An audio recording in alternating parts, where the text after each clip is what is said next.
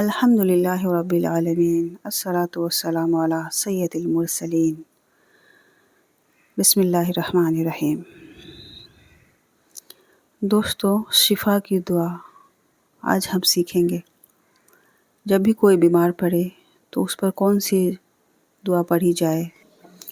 سیدنا عائشہ رضی اللہ عنہا سے مروی ہے کہ رسول اللہ صلی اللہ علیہ وسلم اپنے گھر والوں میں سے کسی کو بیماری سے اللہ کی پناہ میں دیتے، یعنی دم کرتے، تو اس کے جسم پر اپنا دایاں ہاتھ مبارک پھیرتے اور یہ مجرب دعا پڑھتے: اللہم رب الناس اذہب الباس واشف انت الشافی لا شفاء الا شفاؤک شفاء لا یغادر سقما۔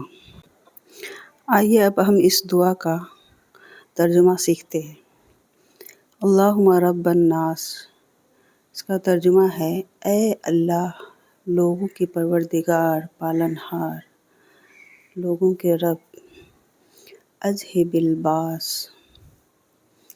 تو تکلیف کو دور فرما۔ واشف انت الشافی، تو شفا دینے والا ہے، تیرے علاوہ کوئی شفا نہیں دے سکتا۔ لا شفاء الا شفاؤک، تیری شفاعت کے علاوہ اور کوئی شفا نہیں۔ شفاء لا یغادر سقما، ایسی شفا عطا کر کہ بیماری کا ذرہ بھی باقی نہ رہ جائے۔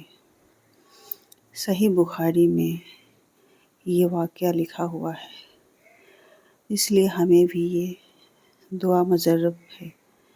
یہ دعا ہمیں بھی جب بھی کوئی بیمار کو دیکھنے جائے، یا گھر میں ہی کوئی بیمار پڑے، یا خود ہی بیمار پڑ جائے، تو یہ دعا پڑھیں۔